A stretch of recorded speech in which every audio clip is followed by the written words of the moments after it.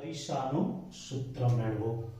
આ રીતનો પ્રશ્ન લખીએ છીએ, અરીસાનું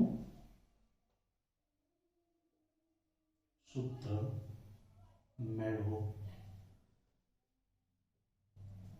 જે 1/u પ્લસ 1/v પ્લસ બરાબર 1/f સાબિત કરો એવી રીતના પણ પૂછે છે, બરાબર। તો અંતર્ગોળ અરીસા માટે આપણે આ સૂત્ર મેળવવાનું છે। કોના માટે? અંતર્ગોળ અરીસા માટે, અને તે અંતર્ગોળ અને બહિર્ગોળ બંને માટે સાચું છે। તો પહેલા આપણે એક સરસ મજાનો નાના દર્પણ મુખવાળો અંતર્ગોળ અરીસો લઈએ, બરાબર। અહીંયા અંતર્ગોળ અરીસો છે।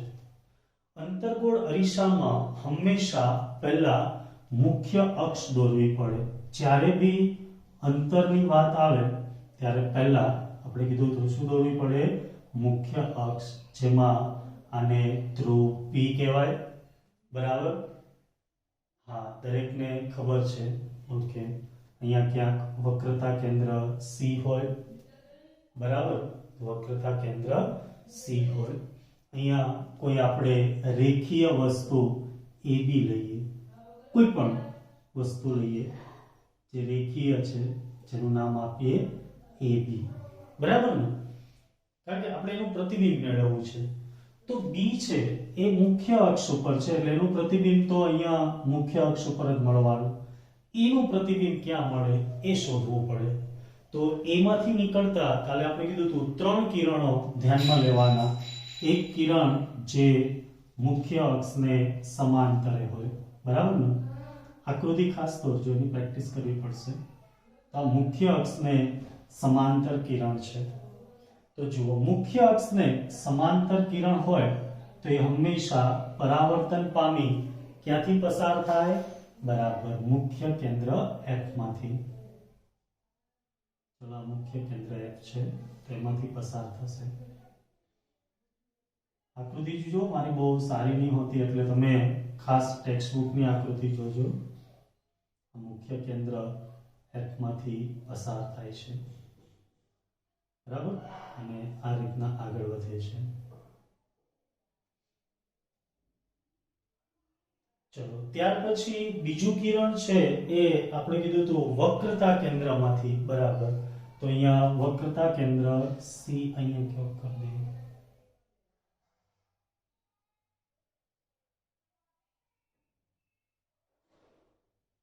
અહીંયાથી પસાર થાય અને પરાવર્તન પામી, અને આપણે જાણીએ છીએ જે દિશામાં જાય એ જ દિશામાં પાછું ફરે છે। તો અહીંયા આપણું આ વક્રતા કેન્દ્ર C છે, બરાબર। આ બીજું કિરણ થઈ ગયું, પહેલું કિરણ, બીજું કિરણ, અને ત્રીજું કિરણ છે એ આપણે ધ્રુવ સાથે થીટા કોણે લેવાનું। તો આ ધ્રુવ છે, આની સાથે થીટા કોણે આપાત થતું કિરણ લઈએ તો આ થશે ત્રીજું કિરણ। હા, તો આપણે એવું ભણી ગયા હતા કે આ પરાવર્તનના નિયમોનું પાલન કરે, એટલે આ ખૂણો થીટા હોય તો એ પરાવર્તન પામી અને જે દિશામાં આગળ વધે ત્યાં આ ખૂણો પણ થીટા થાય। તો જુઓ, પહેલું કિરણ, બીજું કિરણ અને ત્રીજું કિરણ, ત્રણે ત્રણ આ બિંદુ પાસે મળે છે, જેને કહેવાય A'। આથી એનું પ્રતિબિંબ A' પાસે રચાય, બરાબર ને? હા, બે એપ્લિકેશન ઉપર વિડિયો મૂકી દીધા, જોઈ લેજો, તો કે મેસેજ કર્યો। હા, A નું પ્રતિબિંબ A' પાસે રચાય, ત્યાંથી આપણે આમ લંબ દોરી દઈએ તો આ મળશે B'। તો A', B', AB વસ્તુ છે જેની ઊંચાઈ h, A', B' પ્રતિબિંબ છે જેની ઊંચાઈ h' થશે, રાઈટ? જુઓ, AB નું પ્રતિબિંબ A', B' કેવી રીતે મળે છે જે તમને આકૃતિમાં કમ્પ્લીટ સમજાવી દીધું છે, બરાબર। તો અહીંયા AB એ વસ્તુ છે, AB શું છે ભાઈ? રેખીય વસ્તુ। A', B' એ વસ્તુ વડે રચાતું પ્રતિબિંબ છે. બરાબર, a ડેશ b ડેશ એ વસ્તુ વડે રચાતું પ્રતિબિંબ છે. કેવી રીતે? તો કે ભાઈ a માંથી નીકળતા ત્રણ કિરણ દેખાય છે ને, આ પહેલું કિરણ, આ બીજું કિરણ અને આ ત્રીજું કિરણ. a માંથી નીકળતા ત્રણ કિરણો પરાવર્તન પામી a ડેશ આગળ ભેગા થાય છે. તેથી એનું પ્રતિબિંબ a ડેશ પાસે રચાય. બરાબર, એનું પ્રતિબિંબ કયો રચાય? a ડેશ પાસે રચાય. આથી a dash b dash A ab નું પ્રતિબિંબ થશે. હવે આપણે અહીંયા વસ્તુ અંતર u, પ્રતિબિંબ અંતર v અને કેન્દ્ર લંબાઈ f વચ્ચે સંબંધ દર્શાવતા સૂત્ર મેળવવા. તો જુઓ, બધા જ અંતર ધ્રુવથી લેવાના. આ વસ્તુ છે તો અહીંયા સુધીનું જે અંતર હોય એને શું કહેવાય? વસ્તુ અંતર u. બરાબર, અહીંયા પ્રતિબિંબ રચાય તો પ્રતિબિંબ અંતર v. યાદ રાખજો, u એટલે વસ્તુ અંતર, v એટલે પ્રતિબિંબ અંતર. આ કેન્દ્ર લંબાઈ f થશે, મુખ્ય કેન્દ્ર સુધીનું અંતર. તો આપણે આની વચ્ચે સંબંધ દર્શાવતું સૂત્ર મેળવવું છે. બરાબર, તો કોની મદદથી મેળવી શકાય? તો કે ભૂમિતિની મદદથી. અને ભૂમિતિ આવે એટલે હંમેશા કાટકોણ ત્રિકોણ જોવાના. તો અહીંયા તમને બે જગ્યાએ જોવા મળશે. એક a dash b dash f, આ એક નાનો ત્રિકોણ. જુઓ, હું લાલ કલરથી ઇન્ડિકેટ કરું એટલે તમને ખબર પડશે. આ દેખાય છે. અને બીજો અહીંયા લંબ દોરી દો, જેનું નામ આપીએ આપણે તો તમારી ટેક્સ્ટબુક પ્રમાણે જ આને m નામ આપેલું છે, એટલે m અને fp. બરાબર, દર્પણમુખ નાનું છે એટલે તમે આ રીતના દોરી શકો. તો અહીંયા ત્રિકોણ a dash b dash f અને mpf આ બંને જુઓ, આ થશે. અહીંયા અલગ દોરી દો, આ b ડેશ a ડેશ અને આ f, આ રીતનો ત્રિકોણ બને છે. અને બીજો f p અને અહીંયા કયો આવશે m, આ રીતનું બને છે. રાઈટ, સારી આકૃતિ દોરીએ તો આ રીતના બને છે. તો આ બંને જેમ ડમરૂ આકારના લાગે, બરાબર ને, શિવજીનું ડમરૂ. બરાબર, તો આ બંને સમરૂપ ત્રિકોણો થાય. અને સમરૂપ ત્રિકોણો હોય તો આપણે જાણીએ અભિકોણો છે એટલે ખૂણાઓ એકરૂપ હોય. આ બંને 90, આ બંને 90. તો ખૂણાઓ એકરૂપ અને બાજુના માપ સમપ્રમાણમાં હોય. ભાઈ સમરૂપ ત્રિકોણમાં ખાસ ધ્યાન રાખજો, ખૂણાઓ એકરૂપ અને બાજુના માપ સમપ્રમાણમાં. તો કયા ત્રિકોણ? a dash b dash f. ત્રિકોણ a dash b dash f અને ત્રિકોણ mpf સમરૂપ ત્રિકોણ હોવાથી. ચલો, સમરૂપ ત્રિકોણ માટે ખાસ યાદ રાખજો, પહેલા આપણે લઈએ ઊભી બાજુ. તો b dash a dash, b dash a dash. ઊભી બાજુના છેદમાં ઊભી બાજુ જ આવે. તો b ડેશ a ડેશ છે એના છેદમાં શું આવશે? pm. બરાબર, આડી બાજુ ના છેદમાં આડી બાજુ. ચલો, આડી બાજુ કોણ છે અહીંયા? b dash f. સરસ, આ ક્રમ ખાસ ભૂલતા નહીં, ગમે એમ ના ચાલે. બરાબર ને? હા, અને અહીંયા fp. રાઈટ, ખબર પડી? b dash a dash upon pm. જો આની ઊભી બાજુ ના છેદમાં બીજા ત્રિકોણની ઊભી બાજુ, પહેલા ત્રિકોણની આડી બાજુ ના છેદમાં બીજા ત્રિકોણની આડી બાજુ. pm લો ને તો pm અને ab બંને સમાન જ કહેવાય. એટલે તમે pm ની જગ્યાએ ab લખી શકો. બરાબર ને? pm ની જગ્યાએ ab લખી શકો. તેથી આ સમીકરણને આમ લખાય b ડેશ a ડેશ ના છેદમાં ba અથવા ab, તમને જે ગમે તે, is equal two b dash f ના છેદમાં fp. સમીકરણ 1. ચલો, દરેકને ખબર પડી ગઈ? અહીંયા આપણે બે સમરૂપ ત્રિકોણો, આ બેની વાત કરીએ, એક આ અને બીજો આ મોટો ત્રિકોણ. ભલે નાના મોટા હોય પણ હોય છે સમરૂપ. બીજો કયો સમરૂપ ત્રિકોણ તમને દેખાય છે અહીંયા? તો કે જુઓ, એક આ ત્રિકોણ ABP, કારણ કે અહીંયા થીટા સમાન છે. દેખાય છે આ ત્રિકોણ? અને બીજો આ નાનો ત્રિકોણ દેખો, આ રાઈટ, પતંગ જેવો, હે ને? ગુડ. તો અહીંયા તમારે બીજો એક ત્રિકોણ છે એ સમરૂપ દેખાય છે. મોટો અને નાનો ત્રિકોણ જ છે.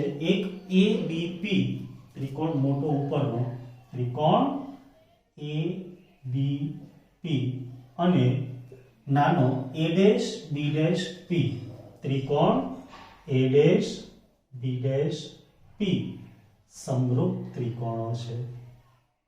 અને હવે સમરૂપ માટે તમે જાણો ખૂણાઓ એકરૂપ, તો કે હા, આ થીટા હોય તો આ થીટા જ હોય. બાજુઓના માપ સમપ્રમાણમાં, તો કે હા, બાજુઓના માપ સમપ્રમાણમાં જ હોવા જોઈએ. તો આપણે આનું લઈએ ઊભો B'A', તો એના છેદમાં શું આવશે? Yes, BA. B'A' ના છેદમાં BA. ઊભીના છેદમાં ઊભી. જુઓ, આ ઊભી બાજુ, તો આની ઊભી બાજુ લાવો. હવે આની આડી બાજુ લઈએ. હા, તો શું આવશે? Yes, B'P. B'P ના છેદમાં આની આડી બાજુ, તો B થી P એટલે BP. સમીકરણ નંબર 2. સમીકરણ 1 અને 2 ને જરા ધ્યાનથી જુઓ જોઈએ.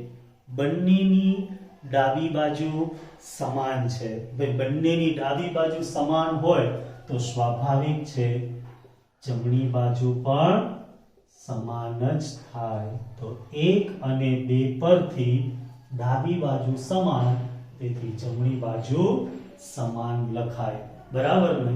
ઓકે.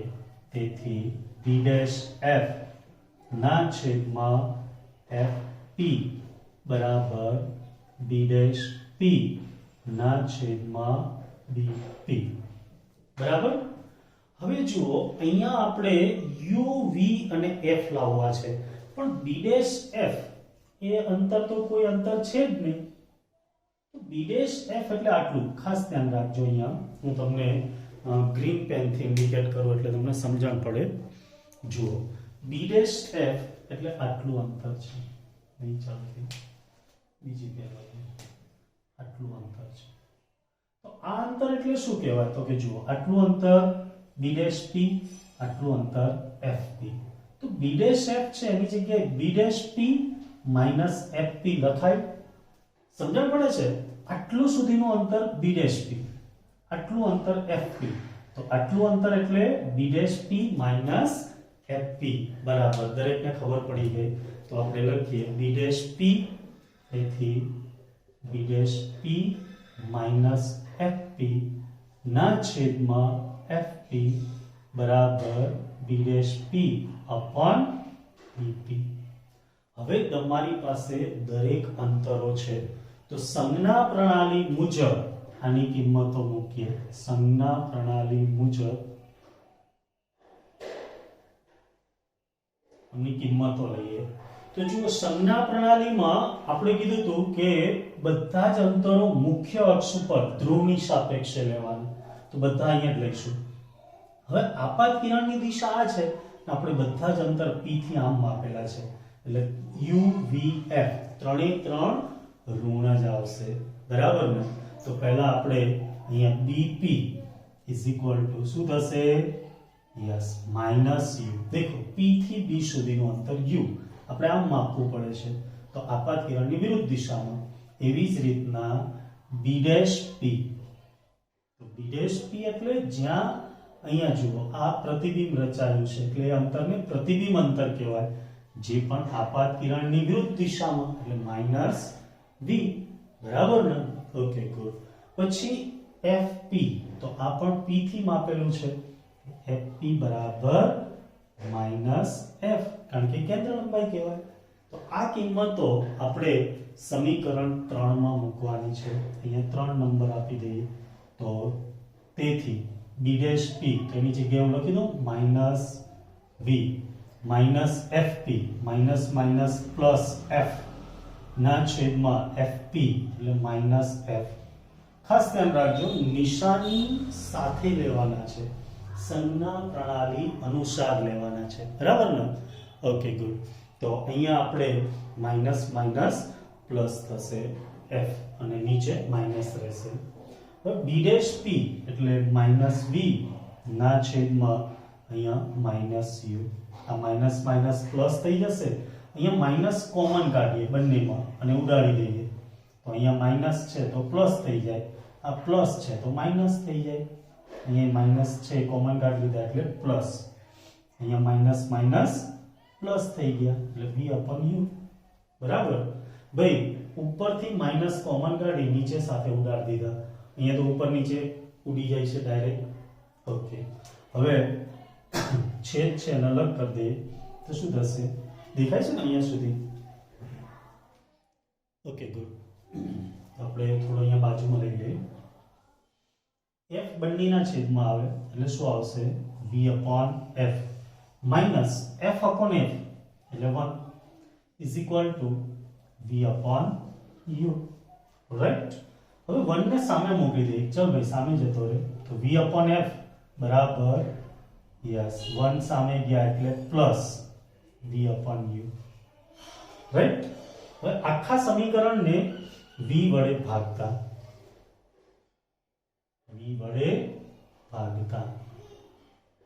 ચલો આખા સમીકરણને v વડે ભાગીએ તો v upon f ભાગ્યા v ઉડી જાય એટલે 1 upon f બરાબર 1 v વડે ભાગો એટલે 1 upon v plus v upon u v વડે ભાગો એટલે v ઉડી જાય તો 1 upon u. આ આવી ગયું અરીસાનું સમીકરણ 1 upon v plus 1 upon u બરાબર 1 upon f, જેને અરીસાનું સૂત્ર કહે છે,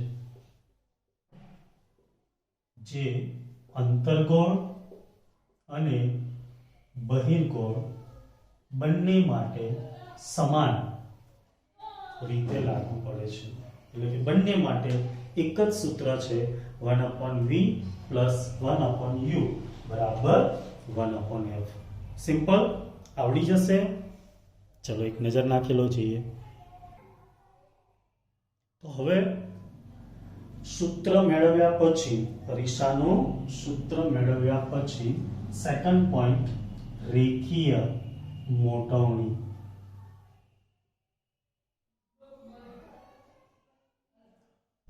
જો ઘણી વખત વસ્તુ કરતા પ્રતિબિંબ નાનું પણ હોય, ઘણી વખત મોટું પણ હોય. એના પ્રકારની વાત આપણે કરીશું, પણ એની પહેલા એની મોટવણી લેવી છે. તો મોટવણી એટલે શું? કે જુઓ, તમે આગળથી ભણીને જ આવો છો કે ભાઈ મોટવણી બરાબર પ્રતિબિંબની ઊંચાઈ ના છેદમાં બરાબર વસ્તુની ઊંચાઈ. તો જે સૂત્ર છે એને વ્યાખ્યા સ્વરૂપે આ રીતના બોલાય કે પ્રતિબિંબની ઊંચાઈ અને વસ્તુની ઊંચાઈ ના ગુણોત્તરને, વચ્ચે લાઈન છે ભાગાકાર એટલે ગુણોત્તરને રેખીય મોટવણી કહે છે, જેને m વડે દર્શાવાય. તો રેખીય મોટવણી સ્મોલ m. દેખો, પ્રતિબિંબની ઊંચાઈ જેને આપણે નામ આપ્યું છે h ડેશ ના છેદમાં વસ્તુની ઊંચાઈ જેને નામ આપ્યું છે h. સમીકરણ 1 બરાબર. હવે આને આપણે u અને v ના સ્વરૂપમાં લાવવું છે. કોના? યસ, u અને v એટલે કે પ્રતિબિંબ અંતર અને વસ્તુ અંતરના સ્વરૂપમાં લાવવું છે. રાઈટ? તો u અને v ના સ્વરૂપમાં લાવવું હોય તો હંમેશા આ ત્રિકોણો ધ્યાનમાં લેવા પડે. તો અહીંયા મોટો ત્રિકોણ ABP અને નાનો ત્રિકોણ A' B' P. બરાબર ને? ત્રિકોણ ABP જે અહીંયા આપણે સમરૂપતા લીધી હતી એમાં બીજો ત્રિકોણ છે H, અને ત્રિકોણ A', B', P સમરૂપ ત્રિકોણો છે. અને સમરૂપ ત્રિકોણ હોય તો ખૂણાઓ એકરૂપ, જે તો છે જ. બાજુઓના માપ સમપ્રમાણમાં થાય એટલે આની ઊભી એટલે બાજુ B' A' ના છેદમાં આની ઊભી બાજુ એટલે BA બરાબર આની આડી એટલે બાજુ, હા, બધામાં ઊભી નાડી એટલે એવું બી ડેશ પી, ટૂંકમાં આપણે ઊભી નાડી એવું બોલીએ. અને આની બી થી પી થશે ને, બીપી. ચલો, તો અહીંયા આપણે આના મૂલ્યો છે એ સંજ્ઞા પ્રણાલી મુજબ લઈએ. તો જુઓ, ઉપરની ઊંચાઈ ધન, જ્યારે મુખ્ય અક્ષથી નીચેની ઊંચાઈ ઋણ લેવાની. તેથી બી ડેશ એ ડેશ એની જગ્યાએ આવશે માઈનસ એચ ડેશ, કારણ કે અક્ષથી નીચે છે. બી એ તો એ અક્ષથી ઉપર છે, H is equal to B dash P, આ અંતર છે જે આપણે પી થી લઈએ છીએ, એટલે આપાત કિરણથી વિરુદ્ધ, એટલે માઈનસ વી ના છેદમાં આ પણ પી થી અંતર લો છો યુ, તો માઈનસ યુ. આપણે h ડેશ અપોન h જોઈએ તો અહીંયા જુઓ માઈનસ માઈનસ પ્લસ થશે, તેથી h ડેશ અપોન h, તો આ માઈનસ ને સામે મૂકી દે તો પ્લસ થયા હતા એ પાછા માઈનસ થઈ જશે, માઈનસ v અપોન u. સમીકરણ 2. તો સમીકરણ 1 અને 2 પરથી, સમીકરણ 1 અને 2 પરથી m બરાબર h ડેશ અપોન h બરાબર માઈનસ v અપોન u. ખાસ ધ્યાન રાખજો, મોટવણીનું સૂત્ર m બરાબર h ડેશ અપોન h, એટલે કે પ્રતિબિંબની ઊંચાઈ અને વસ્તુની ઊંચાઈનો ગુણોત્તર બરાબર minus v upon u, minus v upon u. v એટલે બરાબર પ્રતિબિંબ અંતર અને u એટલે વસ્તુ અંતર. તો આમ પ્રતિબિંબ અને વસ્તુનું જે અંતર છે એના સ્વરૂપમાં મોટવણી આપણને મળી જાય છે. બરાબર, અહીંયા તમે જોઈ શકો કે પ્રતિબિંબ છે એ વાસ્તવિક અને ઉલટું છે. કેમ? તો કે જુઓ, નીચે ઉલટું મળે છે. તો ક્યારે પ્રતિબિંબ વાસ્તવિક અને ઉલટું હોય અને ક્યારે પ્રતિબિંબ સાચું, સીધું અને આભાસી હોય, તેના માટે ખાલી એક પોઈન્ટ લખી દઈએ આપણે. જો પરાવર્તનમાં ખાસ યાદ રાખજો, પરાવર્તન માટે શબ્દો વાપરું છું. પરાવર્તન માટે પહેલું u માઈનસ હોય અને v માઈનસ મળે. ખાસ ધ્યાન રાખજો, u માઈનસ એટલે અરીસાની આ બાજુ વસ્તુ હોય અને એનું પ્રતિબિંબ પણ અરીસાની જે બાજુ વસ્તુ હોય ત્યાં જ રચાય, એટલે કે u માઈનસ v માઈનસ. તો પ્રતિબિંબ છે એ હંમેશા જુઓ ઊંધું મળે છે ને, હા કે ના? હા, અને એ વાસ્તવિક હોય, એને કહેવાય વાસ્તવિક અને ઉલટું. રાઈટ.